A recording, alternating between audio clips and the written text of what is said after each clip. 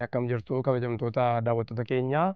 Kun qophii keenya yayyaba gadaa yeroo hundaa sa'aatii kana isin bira ga'udha. Qophii keenya yayyaba gadaa guyyaa har'aatiin godina Iluu Abbaaboor aanaa Maxxuutti argamuudhaani sagantaa yayyaba gadaa keenya guyyaa har'aatiin abbootii gadaa godina Iluu Abbaabooritti argaman abbaa gadaa Tasammaa Mulunaatii fi akkasumas abbaa gadaa Haayiluu Laggasaa wajjiniin dhimmoota garaagaraa irratti mata dureewwan garaagaraa irratti marii kan taasifnu ta'a. Qophii keenya yayyaba gadaa waliin turtii gaarii akka taasiftan gammuma kanaan isin affeera. Egaa mata duree guyyaa irraa waliin ilaallu keessaa inni jalqabaa seenaa hundee hortee Iluutii fi akkasumas sirna gadaa godina Iluu Abbaaboor irratti mata duree jalqabaa taasifachuudhaan hin mari'anna. Isinis hanga xumuraa qophii keenyaatti nu hordofaa isiniin jenna. Baay'een isin galateeffadha. Keessumaa seenaa hundee hortee Iluutii fi sirna gadaa godina Iluu Abbaaboor irratti yaada keessan naa kennitu. Uummanni Oromoo horteensaa damee adda addaatiin hoggaa jiru keessattuu Booranaaf Barattummaa jedhame. Jireenya ilmaan Oromoo qomoo isaatiif gadaa isaa hundeeffatee odaa isaa immoo magarfatee ittiin wal bulchaa ture keessaa ilmaan Maccaa shanan keessaa immoo horteen Iluu warra Ooboo yookaan immoo warra Dallii jarri immoo jara keessaa ilmaan inni qabu keessaa immoo ilmaan Tummeeti gara kana kan dhufe. Ilmaan Tummee gara kana gara Iluu Abbaaboor amma irra jiru irra godinaalee amma salgan Iluu kun irra jiru irratti hoggaa waliin jiraatu. Ilmaan Tummee arfan suni Noonnoodha, Sibuudhaa fi Buunnoodhaa fi Daapoodha. Jarri kun immoo hoggaa laallu akka teessoo gadaatti immoo salgan Iluu 8 Cooraa 7 Buunnoo 6 Noonnoo 5 Urrumuu 4 Mattuu 3 Doorannii 2 Supheetii fi 1 warra Buree jedhamanii teessoo 45 qabudha. Teessoo kana keessatti egaa akkuma ammaa ilaallu Iluu Abbaaboor warri jedhamu kun immoo horteen Iluu kuni lafti inni qabatee irra jiru kuni abbaan Boor hoggaa biyya kana sirna gadaatiin walitti fideetumaa isaa teessoo 45 hundeesseedhu asii Baaroodha. Ba'an immoo Yaaciidha. Baaroo Qallaatti kaasee amma Yaaciitti ilmaan Iluu kan irra qubatanii waliin jiraatan seera gadaa jaraa immoo waliin kan Odaa Doggiitti bakkee Balangaatti waliin tumatanii waliin jiraatanudha. Iluun kun wiirtuu gurguddaa sadiidhaan ilaalama. Iluu Abbaaboori naannoo Bachootii, Iluu Abbaa Dinkaa naannoo Gicinaayitii, Iluu Abbaa Saambii naannoo Iluu Qaressii jedhamee akka kanatti beekama. Bu'urri Iluu kanarraa ka'a jechuudha. Kanarraa yeroo ka'u warri Iluu kun warri hadheessoo kun hangafummaadhaan tumaadhaan gadaa walitti qabuu keessatti gahee olaanaa qabu jechaadha. Salgan Iluu kana gurmeessuu keessatti. Salgan Iluu kan nuti jennu akkuma irra deddeebi'ee ka'u warri Iluu gosa 9 of jalatti hammatanii warri Cooraa qomoo 8 of jalatti teessoo 8 of jalatti qabatanii warri Buunnoo teessoo 7 qabatanii warri Noonnoo teessoo 6 warri Hurrumuu teessoo 5 warri Mattuu teessoo 4 warri Doorannii teessoo 3dha warri Suphee Boroo warri Waayyuu teessoo 2 warri Buree teessoo 1 kan hunda yeroo walitti idaanu teessoo 45 ta'a jechaadha. Jara kanaan bu'uureffamee jalqaba jechuudha. Salgan Iluu kun salgeen yaayyoos jirti jechaadha achirratti warri Iluu achi ka'aniiti babal'isanii akkasitti gadaa salgan Iluu kan ijaaran. Abbaan Boor hoggaa kana ijaaran giddu galeessa isaa immoo wanti isaan godhanii yaayyoodha. Odaan Doggii yookaan bakkeen Abbaa Langaa adeemsa fardaatiin Baaroo Qallaatti kaasanii amma bakkee Balangaati. Bakkee Balangaatti kaasanii immoo amma bishaan Yaacitti walqixa. Bishaan Yaaci jechuun ammallee godina Jimmaa keessa jira. Toobbaa darbaniiti. Kuni salgan Iluu keessatti walitti dhufeenya waliin jiraatu. Salgan Iluu kuni hoggaa ijaaramu caffee qaba. Caffeen isaa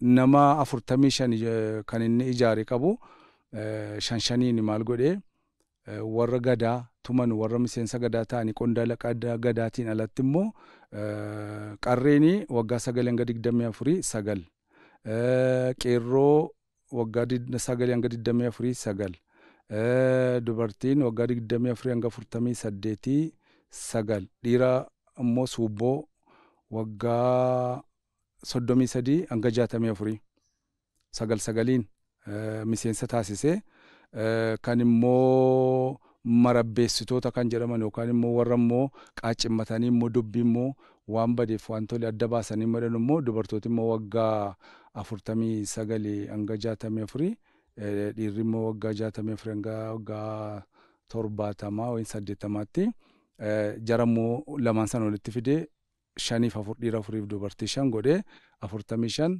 qondaalli gadaa immoo namni 9 teessoon 45 sun akka jirutti ta'e akkasiin caffee isaa immoo hundeeffatee kan inni seera isaa tumaa ture. Salgan wanti jedhu kun ijaarama gadaa ilmaan maccaa keessatti ilmaan tuulama keessattis salgee ijaaruun kun iddoo guddaa kan qabu ta'a jechaadha. Egaa kana yeroo bu'uureessanuu jalqaba irratti warra daarimuu naammanne turan gabbaa gamaa guumaas immoo naammanne turan booda irratti dabalatan jechaadha.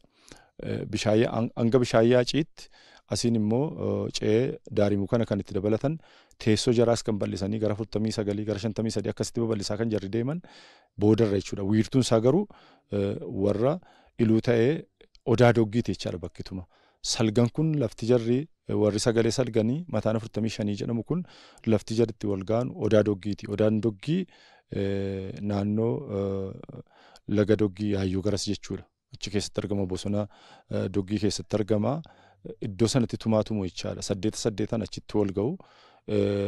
Yaadannoodhaaf illee kan jarri kaa'an yeroo gadaa deebisnee haaromsinu bara 2007 akka lakkoofsa Itoophiyaatti 7 qaamaan naannoo ofii kootii ilaaleera jechuudha. Akka kanatti gaggeessaa turanii booda akkuma iddoo biraatti gadaanii alagaadhaan cabe asittis gadaan cabee deebisnee kan nuyi haaromsine bara 2007 jechaadha. Yeroo haaressuunis seenaa kana giddu galeessa godhanneeti kan nuti haaromsine. Waliigala gadaan haaromuu keessatti immoo gumiin abbootii gadaa Oromoo hundaa'uun iddoo olaanaa qaba jechaadha. Abbaa Gadaa Bayyanaa Sanbatootiin kan hoogganamu keessattuu yeroo roorroon Oromootti jabaatee Oromoon diigamee siyaasaan hacuuccaan dhiibbaan cimaan alagaadhaan deebi'ee baruma kana keessarra gahaa ture. Utuu jijjiiramni haaraan kun hin dhufiniin dura gadaa kana deebisuudhaaf gadaa jabeessuudhaaf tokkummaa Oromoo kana illee cimsuudhaaf sanni wal wal'aaleen kana Bishooftutti wal geenye jechuudha. Iluurraa nama 4 bakka buune gadaan kun akka inni haaromu taasisuu keessatti illee gahee qabnaa jechaadha. Eenyuun iyyuu dursinee gara lixaa kanatti jechuudha. Egaa kana keessatti gadaa haaromsuu duwwaatu hin ta'in gadaan akka inni yuuneeskootti sadarkaa addunyaatti beekamtii argatee illee hin galmoofne dhiibbaa irra gaasa ture sana cabsine dookumentiin isaa lafaa asirraa'ee akka inni galmaa'u taasisuu keessatti gahee qabna jechaadha akka salgan iluutti. Kanaafuu horteen salgan kun horteedhuma ilmaan maccaati dur tumaadhumaan bulaa kan turanidha. Egaa jireenya hawaasummaa keessattis hundumaa hammatanii kan gaggeessaa bulan ta'uu isaatii kan beeknu jechaadha. Seenaadhaan akka qorannettis erga ofiitti seennee hojjechuu jalqabnes wanti nu hubanne isa kana jechuudha. Sirna gadaa fi aadaa qabeenya uumamaa kunuunsuu sirni gadaa uummata Oromoo godina Iluu Abbaa Boor keessumaa qabeenya uumamaa wajjin walitti dhufeenya gaariidha kan inni qabu. Uummati Oromoo godina Iluu Abbaa Boor kaleessas kunuunsaati kan inni ture qabeenya uumamaa. Har'as immoo kunuunsaa jira. Kunuunsee immoo hanguma addunyaatti iyyuu sadarkaa yuuniskootti illee galmeeffatee kan inni jiru. Kunuunsaa wal qabatee immoo maali jechuu dandeenya? Akkamitti immoo kunuunsaa ture? Ammas immoo walitti dhufeenyi uummanni Oromoo godina Iluu Abbaa Boor qabuu fi uumaan nuu kenne kunuunsuu wal qabatee jiru. Akkamitti itti fufnaa dhaloota boriitiifis akkamitti dabarsina. Safuu beekuu naamusa qabaachuu tumaadhuma gadaa ilmaan iluutiin wal qabata. Iluun biyya jaalalaati, iluun biyya nageenyaati, iluun biyya qabeenya uumamaatiin badhaateedha yeroo jennu hawaasa isaatiin wal qabata jechaadha. Uummatni keenya uummanni iluu bosona kunuunsuu keessatti gahee olaanaa qaba jechuudha. Tumaadhaanis jira. Egaa akkuma beekamu Rabbiin uumama kana yeroo uumu kunuunseetti fayyadamummaa immoo aangoosaa ilma namaatiif akka kennetti amana jechaadha gadaan. Isa kana keessatti kaa sirni gadaa iluu of eeggannoodhaan itti fayyadamuudha. Kan qabeenya uumamaa kana wal qabsiisee kaa'u. Keessumattuu bosona akka namni dhagee mul'atu kana eegaati kan inni itti fayyadamaa har'a gahe jechuudha. Tumaadhumaan jira. Sibiila qara qabu daa'imatti hin kennanu, nama of hin beeknetti hin kennanu, dhoowwaadha. Harkumaan itti bu'uu hin qabdu. Ittiinis of miti, ittiinis midhaan iyyuu hin cirti mitiire. Midhaanuma sarkaan dhaabame sarkaan faca'eeyyuu hin cirti ijoolleen hin beektu jechaadha. Kanaafuu jalqabuma irratti sibiila qara qabu ola deemaan akka inni ittiin buune dhorka jechaadha. Namuma isa guddaa sibiila qara qabu fudhattee bosona seeniniidha. Yoo fudhattee bosona seenuun dirqama ta'ee muka murachuu yoo barbaadde sirna ittiin murtutu jira. Muka itti fayyadamuun ta'u. Kanati itti fayyadamtu yookiin jalqaba isa gogaa isa ofiin goge ta'uutu sarra jiraata. Yookiin immoo isa goge sana yoo dhabde isa jajalloo ta'uutu sarra jiraata. Ola deemaa loomaa isa sirriitti deemaa jiru karaadhaa deebisuun dhorkaadha. Isa loomaa sirrii ta'e immoo muraniitti fayyadamuun dirqama yoo ta'e sibiila qara qabuun muriyeedha yeroodhuma murtu. Sibiila qara qabuun yeroo murtu immoo akka inni achumaan mujujee badutti muriniidha. Akka inni latutti murii jedha. Akka inni latutti immoo yeroo murtu muka akaakuu qabu muka gurguddaa immoo taanaan itti iyyuu irreeffadhuedha. Wiirtuu isaarra jiidha kutiiti wiirtuu isaarra kaa'iiti sibiilatu si mura malee ansi murree gogdee achiin hin hafini lati iddootti deebi'i jedhiiti eebbisii itti fayyadamii jedha. Kan kanaan alaa isa jala jiru immoo akka inni hin guddanne taasisuun dhoowwaadha jechaadha. Muka gurguddaan gaaddisa ta'ee jiraata mitiire yeroo jigsinuu isa guddaa inni jalaa ola deemaan immoo akka inni guddatu of eeggannoo gochuun dirqama jechaadha. Itti fayyadama isaallee akkaataa kanaan jechuudha. Qabeenya uumamaa gaafa jennu Waaqayyo gaafa nama uume kan inni uume biyyoorraatu uume. Biyyoorraa uumee biyyoodhuma kanarra jiraadhu biyyoodhuma kanarraa nyaadhu irratti duutaa keessatti awwaalamtaa'edha. Sirni gadaas immoo gaafa heera isaa tumu heera qabxii 5 qabu tumee inni duraa heera safuuti, heera balaqqeessaati, heera goorooti, heera asaasaatiif heera dhawwaadha. Heerri safuu waa 5 qaba. Dursa Waaqayyoon sodaachuudha, Waaqayyoof safuu kennuudha. Maaliif uumamaa hundaa tokkicha maqaa dhibbaa leemmoo garaa taliilaa gurraacha garaa garbaadha. Waaqa sodaatanii kaanii maaliif Waaqayyoon duuba karaa nama hin baasuudha Oromoon. Waaqayyoo samiin irra jiraa lafa immoo kana immoo irra jiraadhu gidduu kana jiraatan ilmi namaa. Dhogga gidduu kana jiraatu lafarraan si uume safuu lafaa immoo eegeedheen. Lafti haadha. Amma fakkeenyaaf dura lannu lafa rukunnu lafa rukutanu lafti haadha lafa rukutinaa uleedhaanii nuun jiru jirri keenya. Lafti kun immoo akkamitti safuunsee eegamu? Lafti safuunsee kan eegamu lafti waa 3 qabdi. Lafti waa 3dhaan kan isheen qabdu waa 5 haguugamte waa 2 haguugamte waa 3 qabdi. 5 kaa Oromoon irra keessi qilleensaa jalli bishaanii gidduun immoo ittaanii dhagaadha dhagaarra ittaanii biyyoodha biyyoorra ittaanii bosona. Amma namni uffata uffatee jiru yoo ofirraa baase qullaa jaajeen fokkisa. Bosona kana yoo biyyoo kana lafa kanarraa finne amma nama qullaa jaajjuuti. Namni immoo qullaa jaajju immoo qorri rukutaa inni kubsataa foon immoo irraa dhume immoo lafeetti hafa. Bosonni lafarraa dhumnaan biyyoon kun immoo dhiqatee dhuma dhagaatti ba'a. Waan biyyoo irraa dhufe immoo nyaatee immoo gabbata yoo akkam huqqatee akkam rakkatee jedhee gaafa midhaan ga'ee midhaan nyaatu innumti sila huqqataatti yoo gaafa 2 3 deebi'ee foon baasa. Foon sun eessaa dhufe biyyoo irraa dhufe. Kanaaf biyyoon kun foon keetii jireenya keetiidha Oromoon. Biyyoo kana eeguuf immoo irratti bosona eeguudha. Jalatti immoo biyyoo isaa eeguudha. Kanaaf yoo bosonni jiraate biyyoon jiraata yoo biyyoon jiraate namni jiraataati bosona eeguun dirqamaadha iluun. Laguma kanallee bineensuma jiru kanallee itti fayyadama isaa sirnaan ta'uu isaati tumaan gadaa iluu kan kaa'u. Kan biraa dhiisnaan bofallee akka argee ajjeesuun dhoowwaadha jechaadha. Muka duwwaa otoo hin ta'e waan lubbuu qabu. Qodaa dammaa qodaannanii kanatti amma boftiin gala. Qadaaddadhuudha. Isa keessatti argeetti ajjeesuun dhoowwaadha jechuudha natti dhufe jechuun. Qodaa kee qadaaddadhu. Akka inni ittiin galle immoo qodaa dammaa qodaannanii kana hin jaallata mar'ataan. Uli waan inni hin jaallanneen ejirsa fa'iin uliidha akka inni baqatu. Kanaan immoo qodaa kee qadaaddadhu malee qoonqoosuma si keessa jiruyyuu bofa keessas kaa'ee ajjeesuu isaatti hin ariifatini. Ajjeesuun kan hin ayyamamu yoomi. Yoo inni walitti galee mataa eeteeffate yoo inni manaa deemuu didee taa'e qoricha addaatiin argattaa yoo dide garuu ajjeesuun dirqama ta'a jechaadha. Mar'ataa illee jechuudha. Arraba baasaa deemaa jira taanaan karaa kun deemaa jira natti hin bu'in jechuudha jedha. Amma waraabessuma faallee of eeggannoo barbaada jechuudha. Guyyaan kan ilma namaati halkan kan waraabessaati jedha. Guyyaan kan ilma namaati halkan kan waraabessaati. Guyyaa yoo ajjeeste gumaan qabu kan saamiti ka. Halkan garuu yoo asii fachi socho'ee raqa isaa funaannata waan isaa rabbi dabarse funaannata yeroodhaan horii kee mooraatti sassaabbadhuuti achirratti eeggadhu malee barbaaddeen ajjeesinii dhowwaadha. Adabbii qaba jechuudha. Wal diigessa yoo fudhanne kuyyisa rimmi biqiloota kana nyaatti mitiire gogsiti mitiire seellee ajjeesuun dhowwaadha jechuudha. Uumama kan akka inni wal madaalu taasisti. Adamoodha yeroo deeman illee tumaa jira jechaadha.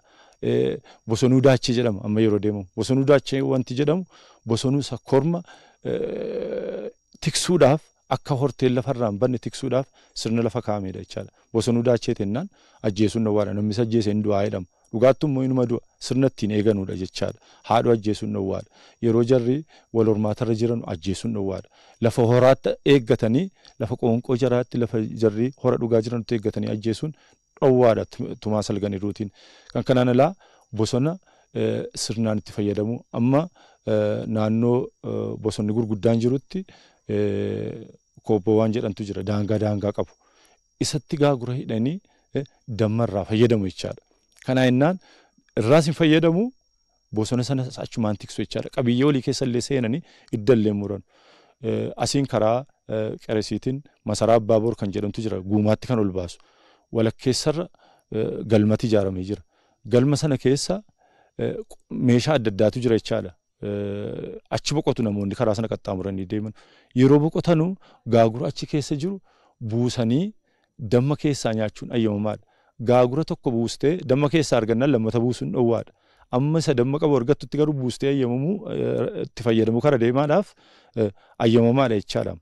Irraa fayyadamaa tiksuu waliin jireenya kana fakkaatu qabaa iluun qabeenya uumaatiin akkasitti as ga'ee har'as immoo taanaan lafti keenya bosonuma uffatee utuu jiru har'as biqiltuu dhaabaa jirra jechuudha. Maaliif gaafa uumamni kun jeeqame jireenyi ilma namaa akkam tasgabbii akka inni dhabe rakkatu dursine beekna gatii ta'eedhaaf bosona qabne inni irrallee dagachaa jiru jechaadha. Bosonni kun kan waliiti waan ta'eef yoo beela illee kobboo nama tokko keessa oge gaagura tokko buufatee damma nyaachuun dirqama. Maaliif kanuma isaati waan ta'eef bosonni suni isaafis waaqayyo qixxeedhuma kenne waan ta'eef inni sun akka kobbootti qabate malee keetiin eegdaadha. Inni biraa iccitiin jiru namni kobboodhaan qomoodhaan ogaa kobboo bosona qabatu namni tokko hanga hektaara 50-60 qabata.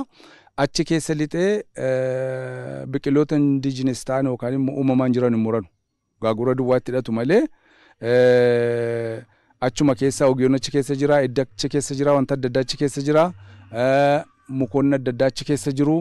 Muka immoo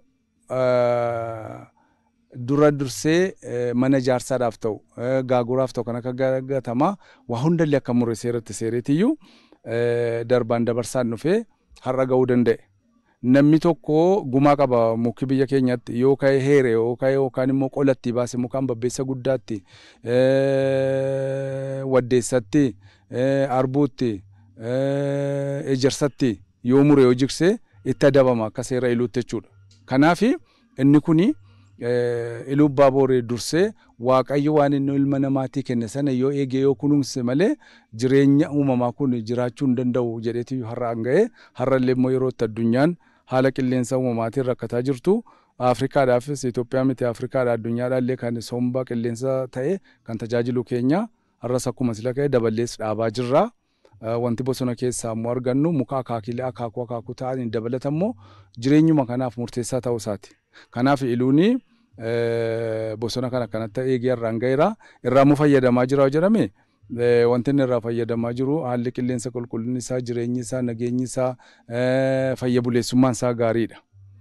Waan biraa immoo gara fuula duraatti immoo wanti inni irraa itti fayyadamaa deemu akka addunyaattis jiraachuu danda'a. Kanaaf iluu keessatti bosona eeguun foon isaati waan ta'eef namnamma lafarratti daangaa xinnoo seerratti wal mufata.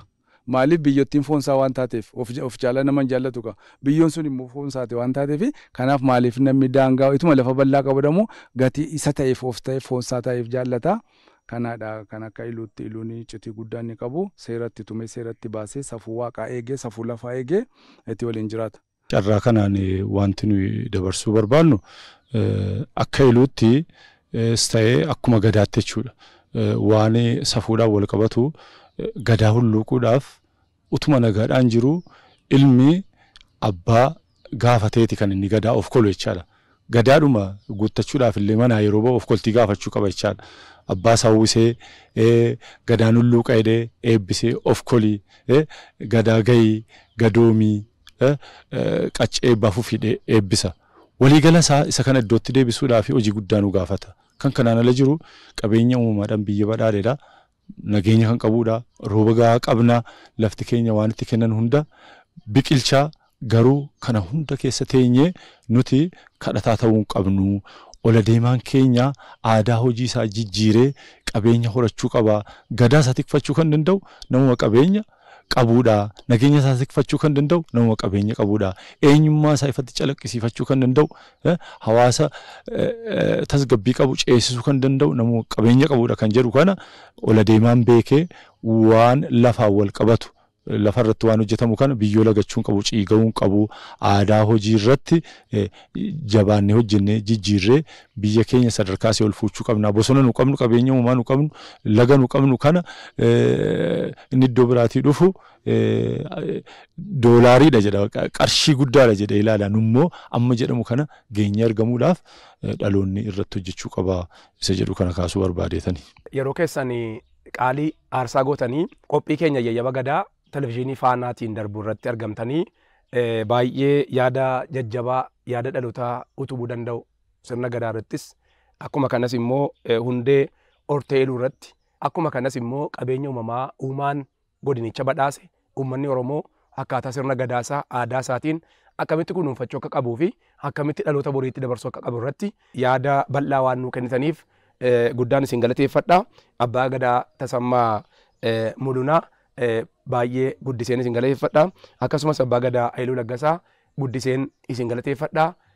Baay'ee ulfaadha galatoomaan isiniin jedha. Egaa daawwattoota keenya Faana Broadcasting Corporate irratti sagantaa keenya qophii keenya yayyaba gadaa guyyaa irraatiin turtii nuti abbootii gadaa Abbaa Gadaa Tasammaa Mulunaatii fi Abbaa Gadaa Haayiluu Laggasaatii wajjin dhimmoota garaagaraa irratti mari'annee kanan gammatti daawwattan ta'a. Keessumaa mata dureewwan keenya keessaa seenaa hundee hortee iluutii fi sirna gadaa godina Iluu Abbaaboor akkasumas sirna gadaa keessatti immoo qabeenya uumamaa kunuunsuun aadaa uummata Oromoo godina Iluu Abbaaboor maal fakkaata jennee marii nu taasifne qophii keenya yayyaba gadaa guyyaa irraatiin kanan gammatti daawwattan ture nagaan nu turaa isiniin jenna.